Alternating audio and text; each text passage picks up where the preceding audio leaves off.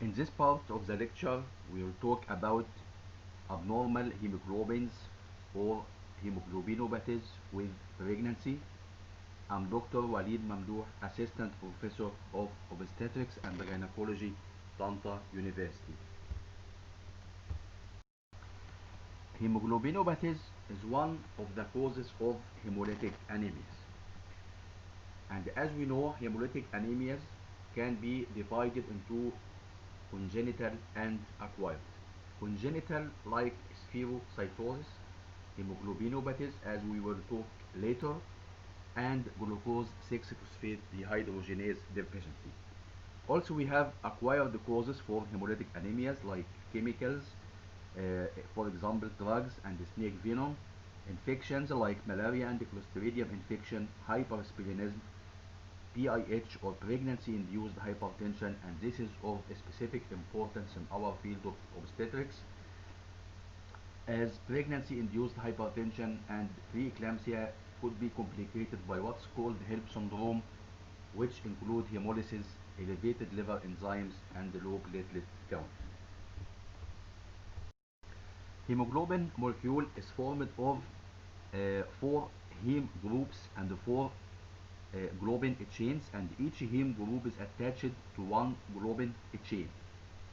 And for adult hemoglobin, which is hemoglobin A, which is present normally in our red blood cells, there are two alpha globin chain and two beta globin chains. Hemoglobinopathies can result from either disorders in the globin chain structure itself, and examples of this is hemoglobin S, which is present in sickle cell anemia, hemoglobin C, and hemoglobin E. Or the disorder may be unequal rates of globin chain productions, and this is present in thalassemia. For example, if there is unequal rate of beta globin chain production, the result is beta thalassemia, or unequal rate of alpha chain production, and this is the cause of alpha thalassemia. In the past, children with abnormal hemoglobins die early because of the serious effects of hemolysis or hemolytic anemia on the general health. But with the recent advances in the treatment of these disorders, these children reach the childbearing period and are coming to us seeking for pregnancy. So in this situation, we have to know two things. The first is the unique physiological changes of pregnancy that occur during pregnancy and that could have serious effects on the mother's clinical condition in cases of abnormal hemoglobins, and we have to know the genetic nature of these hemoglobinopathies and possibility of transmission of the gene mutation to the fetus of these women. About the incidence of hemoglobinopathies, we should know that hemoglobinopathies is the most common single gene disorder in humans, and about 5% of the world population are carriers of this mutation. As we see here, for example, hemoglobin S has the greatest frequency in West Africa. Alpha and beta thalassemia are more frequent in the Mediterranean countries, in Southeast Asia, in Arabian countries, and Central Africa, and we are citizens of these parts of the world.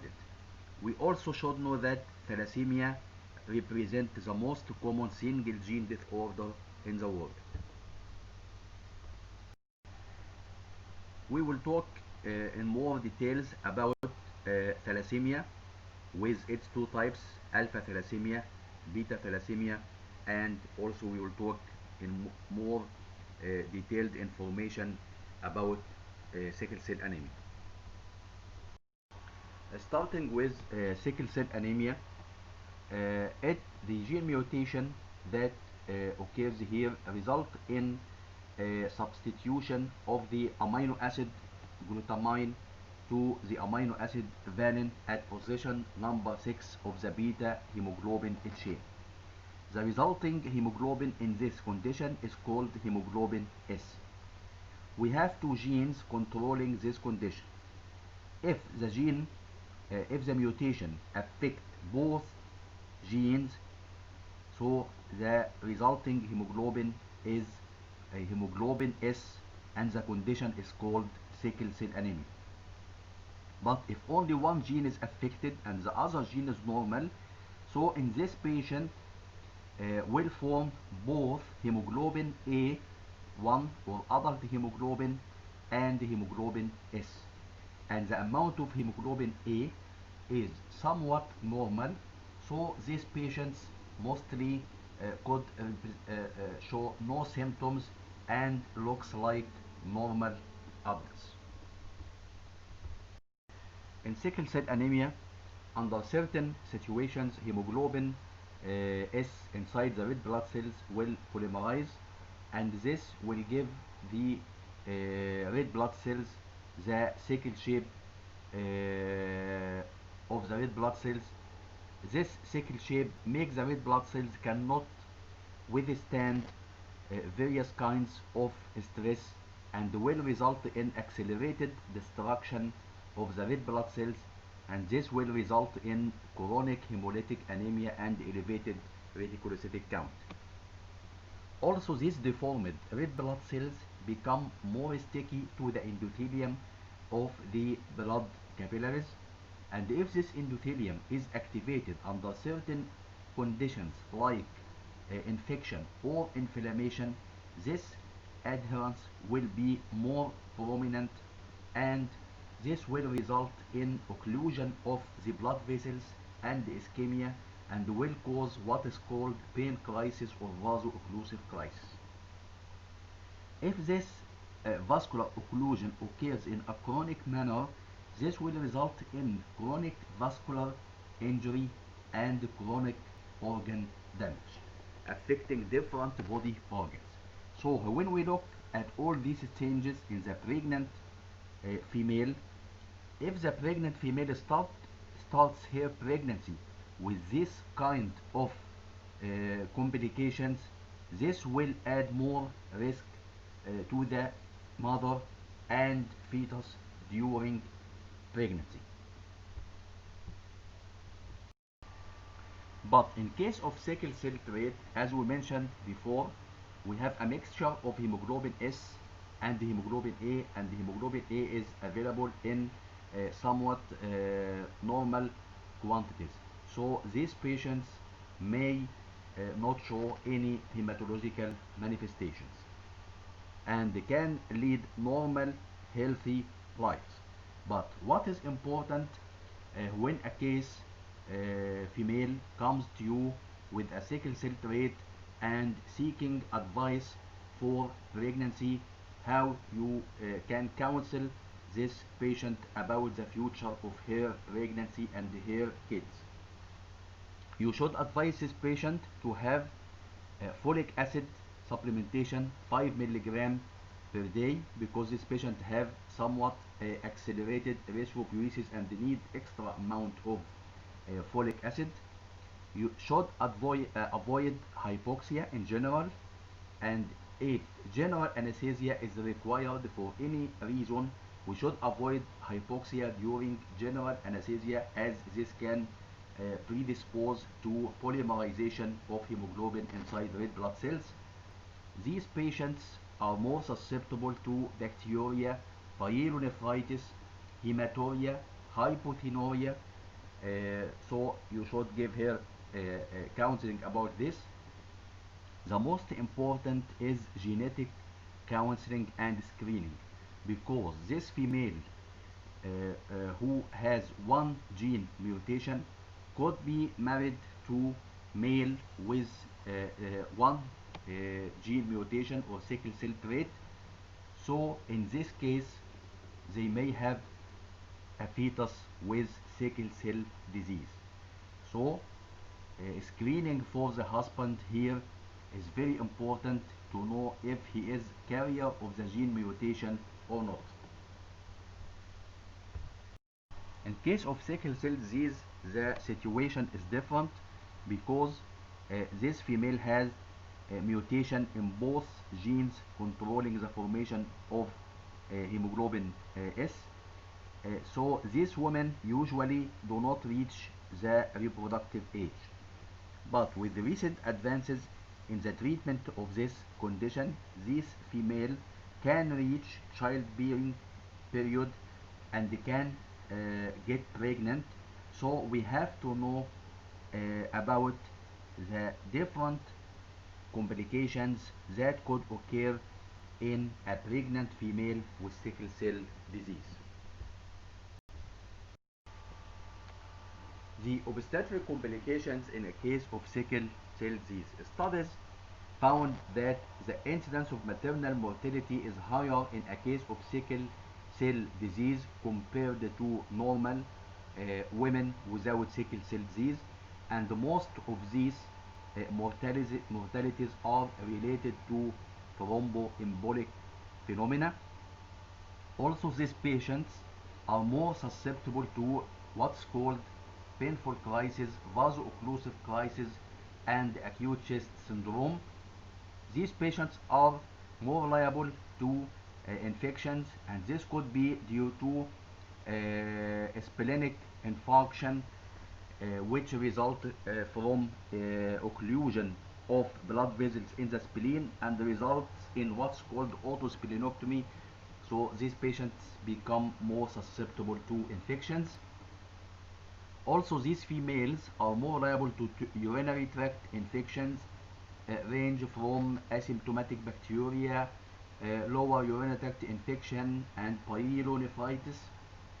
Other urological manifestations like renal infarction, papillary necrosis, up to nephrotic syndrome, and of course these are serious conditions, and if the pregnant female get complications like that, this will add more risk to the course of pregnancy. So these patients must be investigated properly with urine analysis, culture, and sensitivity assessment of renal function test by blood urea and serum creatinine, and also evaluation by 24-hour urine collection for detection of proteinuria and the how this problem is big, if there is significant proteinuria or not, because this of course will affect the course of pregnancy. These patients are more liable also for the development of preeclampsia. So how we could imagine a case of sickle cell disease starting pregnancy with renal pathology, and this case become complicated by preeclampsia. So all these are added risks to the mother and the fetus. These patients are also more liable to accidental hemorrhage or abruptio placenta, more liable to preterm labor. This could be spontaneous preterm labor or induced labor because of the general condition of the mother or fetus, more liable to low birth weight and intrauterine growth restriction. Low birth weight could be a result from anemia itself or from the effect of sickle cell disease, as thrombosis in the placental blood vessels could impair fetal growth and results in intrauterine growth restriction. Another point, if the mother is carrier for this gene mutation and the husband is also a carrier, so they may get a fetus with sickle cell disease. But we have to note that inside the uterus, the hemoglobin which is present in the fetus is fetal hemoglobin, and fetal hemoglobin has no beta chain. So when the fetus is delivered, the hemoglobin which is prominent here is hemoglobin If so, this infant or this newborn will not develop the manifestations of sickle cell disease except after about 6 months, when adult hemoglobin or hemoglobin A will take the upper hand, and hemoglobin A has beta chain. So at this age, the newborn will suffer from the manifestations of sickle cell disease. Management of pregnancy in sickle cell disease. In the non-pregnant female, hydroxyurea is the drug used through its ability to induce hemoglobin F formation, altered red cell endothelial cell interaction, and its myelosuppressive effect on neutrophils. But hydroxyurea has been implicated in poor reproductive outcomes in rats and could be teratogenic for the fetus, and so it should be discontinued 3 to 6 months before pregnancy. So management of sickle cell disease in pregnancy will depend on what is called expected steady state hemoglobin value, which means that each female with sickle cell disease will have certain level of hemoglobin, and this level of hemoglobin will affect the management of this patient. One study compared two programs of transfusion therapy in pregnancy in cases of sickle cell disease. One program is giving blood transfusion only in emergency situations like severe anemia or other complications occurring during pregnancy. The other program is giving routine blood transfusion in order to keep hemoglobin level above 10 gram percent. But the result of this study is that there is no significant difference in the obstetric complications, in fetal birth weight, in fetal growth restriction between the two groups of patients. So according to this study, there is no support for a recommendation of prophylactic transfusion therapy in most pregnant women with sickle cell disease. But we should give blood transfusion during pregnancy only in certain situations like severe anemia, toxemia, acute renal failure, septicemia, bacteremia, acute chest syndrome, and anticipated surgery. So if we want to give blood transfusion for the indications that we mentioned before, and the hemoglobin level of this patient is below the her steady state hemoglobin level, so in this condition we can give simple transfusion of packed red blood cells.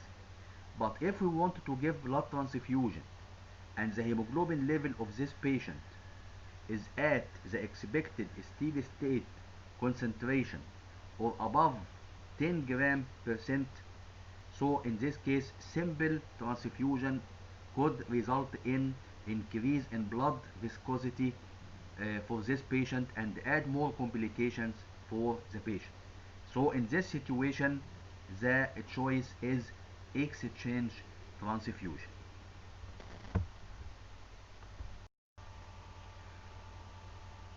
What about the obstetric and the fetal monitoring for a case of pregnant female with sickle cell disease? There is some recommendations in the first and second and third trimesters. In the first trimester, we should prevent dehydration and control of nausea, because as we know, exaggerated or excessive vomiting in early pregnancy can result in dehydration, and this will increase blood viscosity and will be more risky for a patient with sickle cell disease. The husband should be screened for the gene mutation to know if he is a carrier for the gene mutation, and this will determine the possibility of having a fetus with sickle cell disease. So we have to do a complete blood picture and the hemoglobin electrophoresis for the husband. If we want to detect the gene mutation in the fetus, we have to do two things, which are chorionic villus sampling or amniocentesis for the detection of the gene mutation. So here we just detect the gene mutation, but the fetus did not start to produce the abnormal hemoglobin yet, as we mentioned before. So chorion villus sample or amniocentesis for detection of the gene mutation. After that, we have to do bi-weekly visits for follow-up by CBC, reticulocytic count, baseline ferritin, and we should give iron only in certain situations but not on a routine basis. Other prenatal vitamins should be supplemented, especially folic acid 5 mg per day is a must here in this patient with accelerated erythropoiesis. Careful surveillance for the development of complications. We should monitor the patient for the development of acute chest syndrome, splenic infarction, acute multi-organ failure, which could result from the vaso-occlusion, because early detection of these complications will be helpful and prevent the progression of this condition, which could be have serious effect on the patient morbidity and mortality.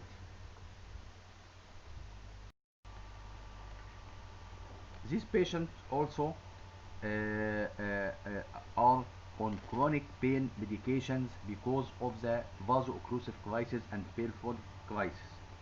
So if these patients are on certain drugs like methadone, and the abrupt discontinuation of this medication at the start of pregnancy, these patients may suffer from withdrawal symptoms. So we should be careful about this point.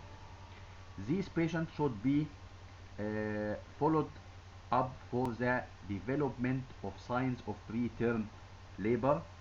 As we mentioned before, these patients are more liable to preterm labor, so we have to monitor for the signs of preterm labor. These patients should be monitored for the development of infections. These patients should avoid thick contacts, and their immunizations should be up to date. As we mentioned, they are more liable to infection. They have autosplenectomy from splenic infarction, so are more liable to infections. So their immunization should be up to date before pregnancy, and we should give particular concern about a specific infection which is called the parvovirus B19 infection, because this infection can cause life-threatening bone marrow suppression in the fetus. These patients should be monitored for the development of urinary tract infections by repeated urine analysis, culture, and sensitivity. And if there is bacteria, it should be treated aggressively to prevent pyelonephritis. Renal function should be monitored regularly by urine analysis, chemistry, blood urea, serum creatinine, 24-hour urine collection for the detection of the development of any renal damage. Of course, these patients should be regularly check their blood pressure, because we mentioned before they are more liable for the development of preeclampsia. Assessment of fetal well-being should be started at about 24 to 28 weeks.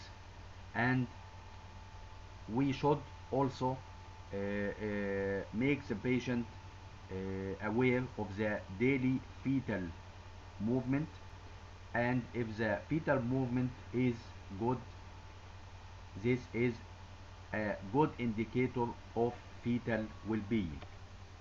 We should do monthly ultrasonography to assess fetal growth for the detection of the development of intrauterine growth retardation. At 32 to 34 weeks, non-stress test and biophysical profile should be done every week. Doppler ultrasound is helpful as a predictor of intrauterine growth retardation. So all these are used for the assessment of fetal well-being in a case of sickle cell disease. What about labor and delivery? Do these patients need to terminate pregnancy early or to continue pregnancy till term? What is the preferred method of delivery, vaginal delivery or cesarean section? So actually this patient should be allowed to go to full term with a spontaneous onset of labor. This is the best because induction of labor, especially with prostaglandins, can precipitate thickening of the red blood cells and vaso-occlusive crisis.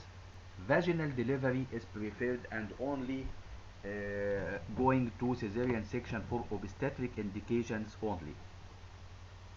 If we decided to do cesarean section, we should give this patient simple or exchange blood transfusion before cesarean section, just in case if she exposed to hypoxia during general anesthesia. This could predispose the patient for vaso-occlusive crisis, so it's better to give simple or exchange blood transfusion before cesarean section. During labor, we should maintain adequate hydration and oxygenation, and we should put in mind that if this patient need analgesia, we should give or her requirements for analgesia may need higher doses because they are already on pain medication and tolerant to these drugs. Now we will talk about quantitative disorders of hemoglobin synthesis, which are the thalassemia syndromes. In this condition, as we mentioned, there is gene mutation that will result in underproduction of either alpha chains or beta globin chains. So, for example, in beta thalassemia, there is underproduction of beta chains, and so there will be excessive alpha chain present.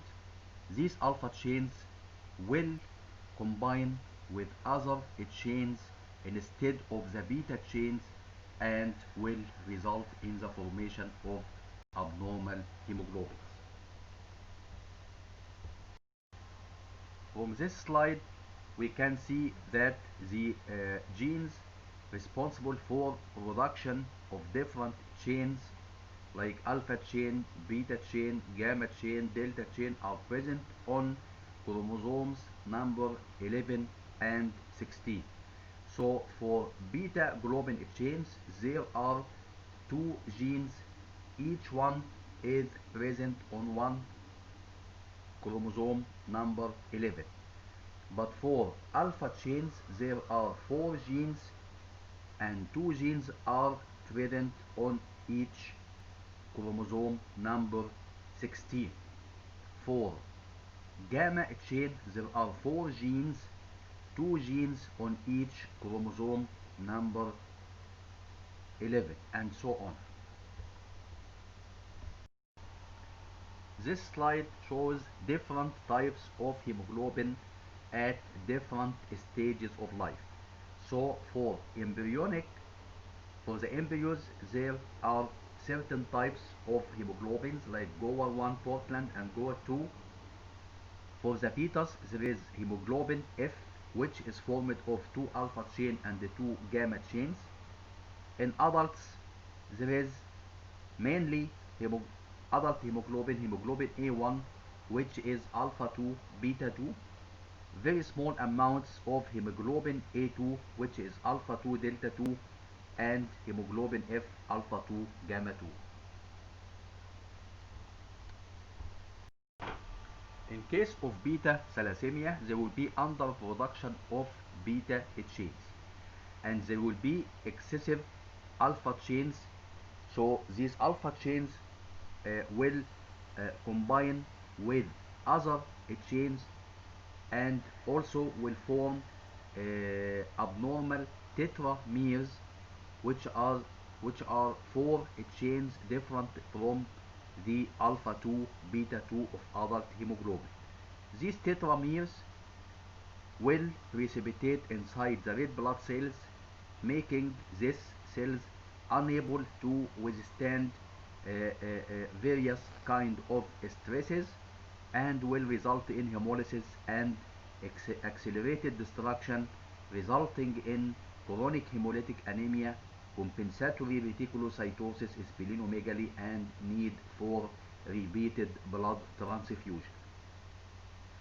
Also, the excessive alpha chain will combine with other chains like gamma chains and the delta chains, resulting in elevation or production of more amounts of hemoglobin A2 and the fetal hemoglobin in the adult life, and so on electrophoresis, hemoglobin A2 and hemoglobin F will be present in quantities higher than normal. In case of alpha thalassemia, there will be underproduction of alpha chains and there will be excessive beta chains. But compared to beta thalassemia, there is no substitute for alpha chain. So the excessive beta chains will combine with each other to form tetrameres. We see in beta thalassemia, the alpha chain will combine with other chains other than beta chain, like gamma chain and the delta chain. But in alpha thalassemia, there is no substitute for the alpha chain, and the excessive beta chain will combine with each other to form the tetrameres. What about the fetal life? As we know, inside the uterus, in the fetus, there is no beta chain. So when there is underproduction of alpha chain, the gamma chain of fetal hemoglobin will combine with each other to form the tetramere.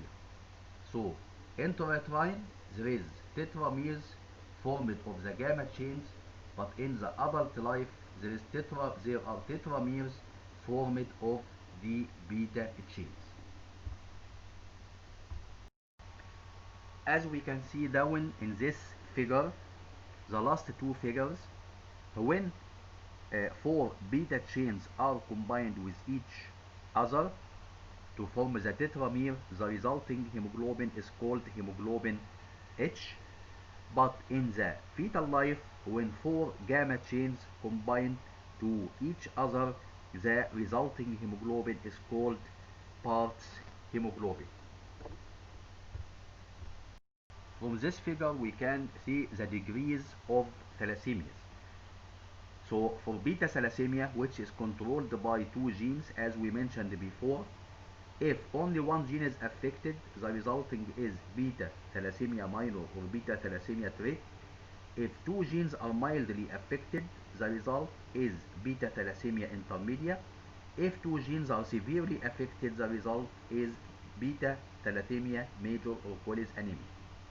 For alpha thalassemia, which is controlled by four genes, if only one gene is affected, the result is alpha thalassemia trait. If two genes are affected, the result is alpha thalassemia. If three genes affected, the result is hemoglobin H disease. If four genes are affected, the result is parts hemoglobin, and this occurs in the intrauterine life and will result in hydrops fetalis, and mostly it will end with intrauterine fetal death, as this is incompatible with life. For beta thalassemia minor, usually there is very mild degree of anemia. Pregnancy is well tolerated. Pregnancy outcome and obstetric complications do not differ from the general population, but we should give pre-conceptual folic acid, of course, and genetic counseling is also very important for the husband. In beta thalassemia intermedia, there is moderate degree of anemia, and usually also pregnancy can occur in these patients, and could be normal course of pregnancy. These patients are not transfusion dependent, but may require blood transfusion every now and then. These patients could suffer from iron overload despite the low transfusion rate, because there is excessive intestinal absorption of iron for the ineffective erythropoiesis. So iron overload should be evaluated, and these patients may be in need for iron chelation therapy. In case of beta thalassemia major, the situation is more worse, because there is a marked degree of anemia or severe anemia, and these patients usually or generally die in childhood because of the hemolytic anemia. These patients are transfusion dependent. These patients will suffer from iron overload, either resulting from hemolysis of the red blood cells or due to the excessive absorption of iron from the intestine. So there will be iron overload in these patients. This iron will be deposited in different body organs and will result in organ failure. Also, this iron will be deposited in the pituitary gland, resulting in hypopituitarism, and this is very important cause for the high rate of infertility in these patients. Because of the high rate of morbidity and infertility, pregnancy experience is very limited in these cases. Usually these patients will need a splenectomy to decrease the red blood cell destruction of the transfused red blood cells, as well as the patient's own red blood cells. With the modern treatment of these cases, regular transfusion, iron chelation therapy, the lifespan of these patients is prolonged and may reach the childbearing period and seeking for pregnancy. Bone marrow transplantation is being used in these cases with good success, and successful pregnancy can be achieved in these patients after bone marrow transplantation. For iron chelation therapy, defuroxamine is now the mainstay of modern management of patients with thalassemia. But what about its use in pregnancy? Some reports mentioned that it should be stopped during pregnancy because it has some fetal effects. Other studies did not support these findings. So, it is reasonable to stop chelation therapy during the first trimester in women whose iron store levels under good control. But if the patient does not have good control, or there is significant myocardial dysfunction in this patient resulting from iron deposition in the myocardial muscles, so iron chelation can be continued during the first trimester for these patients. From the previous slides, now how do you manage a case of thalassemia who wishes to become pregnant? Actually, these cases should be followed up in a multidisciplinary team, including the gynecologist and hematologist, to give the proper care for this patient.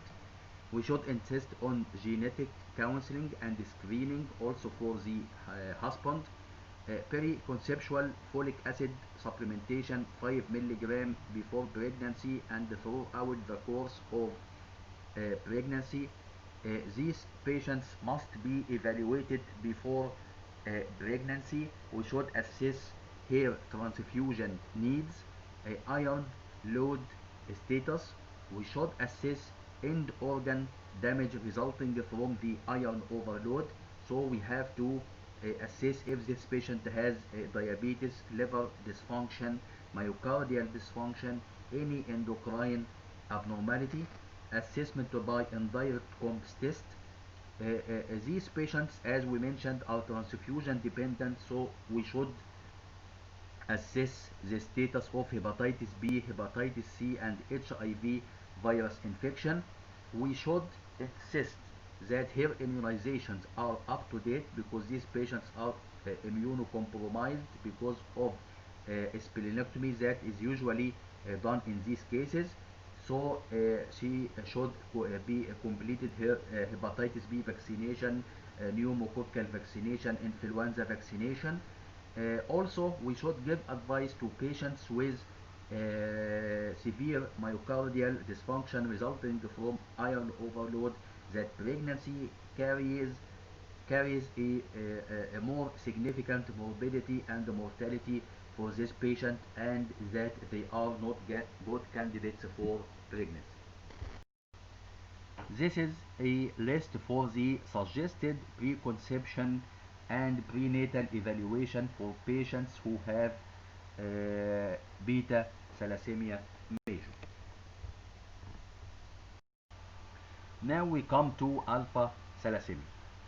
The first is silent alpha thalassemia carrier, where there is only one gene affected. Actually, this status is undetectable clinically. Hemoglobin electrophoresis is normal. Only PCR can detect the gene mutation. The important in this degree of alpha thalassemia is screening for the husband, because now the female has one gene mutation. If the husband has one gene mutation, so there is a possibility to have a child with two genes mutation, which is called alpha thalassemia. But if the female has one gene mutation and the husband has two gene mutations, so they could get a newborn with three genes mutation, which is hemoglobin H disease, which can show somewhat severe degree of anemia. In case of alpha thalassemia, where there are two genes affected, actually also this condition, hemoglobin electrophoresis is normal, and diagnosis is only done by PCR to detect the gene mutation. Also, screening for the husband is important in this condition, because if this female has the two genes mutation and the two abnormal genes are present on the same chromosome, when this patient has a husband with one gene mutation, they can get a newborn with three genes mutation, which is hemoglobin H. But if the husband also has two abnormal genes on the same chromosome, and the female has two abnormal genes on one chromosome, on the same chromosome, so they can get a fetus with parts hemoglobin, which will result in hydrops fetalis and mostly intrauterine fetal death. For hemoglobin H disease, where there are three genes affected, So there is market underproduction of alpha chains. The excessive beta chains will combine together to form tetrameres that will precipitate in the red blood cells, resulting in inclusion bodies called Heinz inclusion bodies and result in what is called hemoglobin H disease.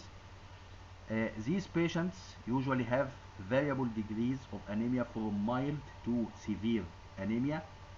Like beta thalassemia major, these patients, good percentage of these patients are transfusion dependent.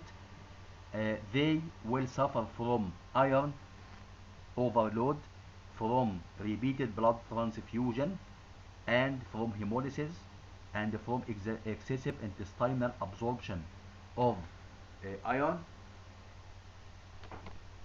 These patients also may have splenomegaly and may need splenectomy to decrease the rate of red blood cell destruction.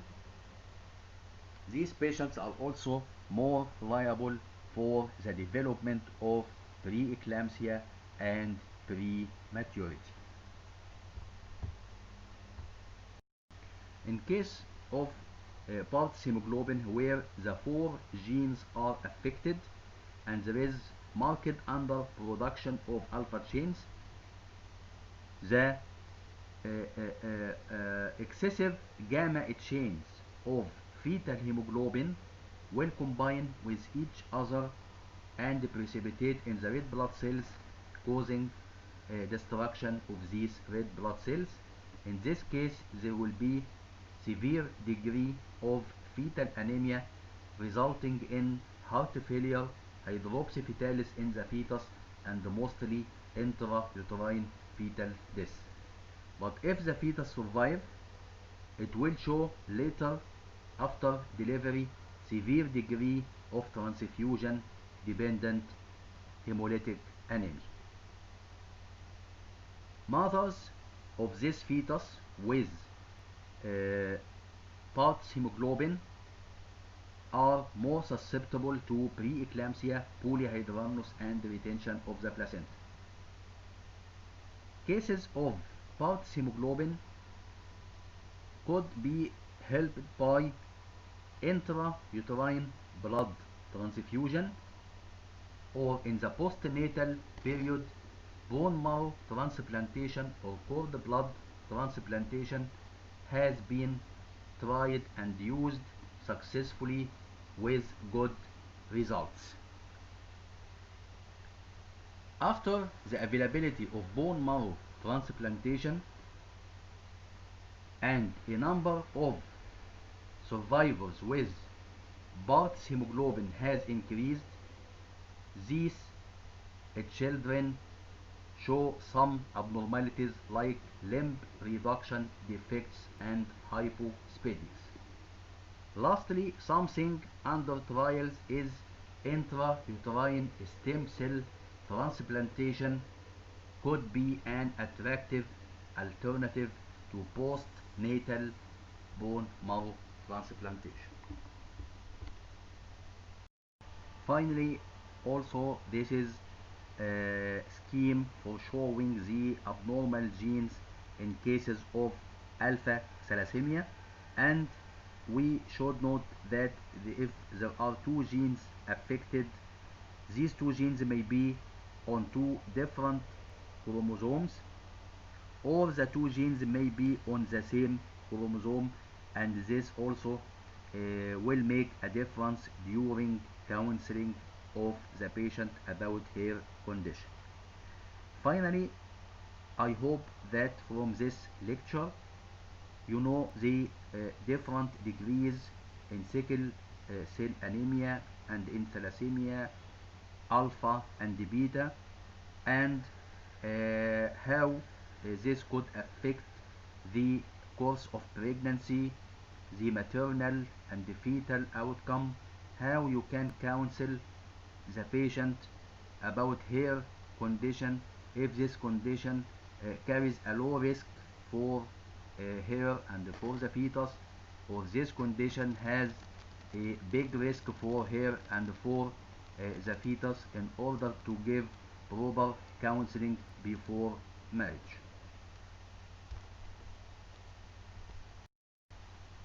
Thank you very much.